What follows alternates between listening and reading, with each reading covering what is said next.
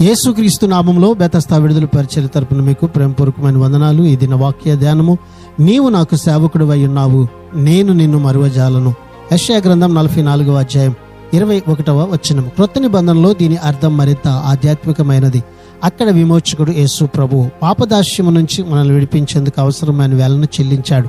ఆ వేళ ఆయన రక్తమే.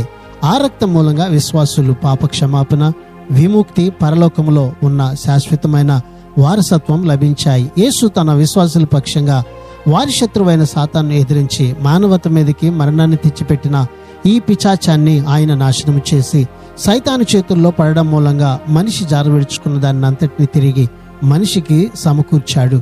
దీనికోసం ఫలించేందుకు ప్రజలంతా ఉమ్మడిగా తనకు ఆత్మ సంబంధమైన పవిత్ర వధువు కావాలని యేసు ప్రభు వారిని విడిపించాడు.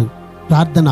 మమ్మలను మిక్కిలిగా ప్రేమించిన మా ప్రియ పరలోకపు తండ్రి యేసయ్యా, మరొక నూతన దినాన్ని మాకిచ్చినందుకు నీకు వందనాలు, స్తోత్రాలు చెల్లిస్తూ మేము నిన్ను ఆరాధించేటువంటి ప్రజలుగా ఉండినట్లుగా మరవచాలనటువంటి నీ ప్రేమతో ప్రభువా పాపపు దాస్యముల నుంచి మమ్మల్ని విడిపించి నీ నిత్య రాజ్యానికి మమ్మల్ని వారసులుగా మార్చినందుకు నీకు వందనాలు, స్తోత్రాలు చెల్లిస్తూ యేసు పరిశుద్ధ నామములో ప్రార్థించి అడిగి వేడుకుంటున్నాము తండ్రి. ఆమెన్.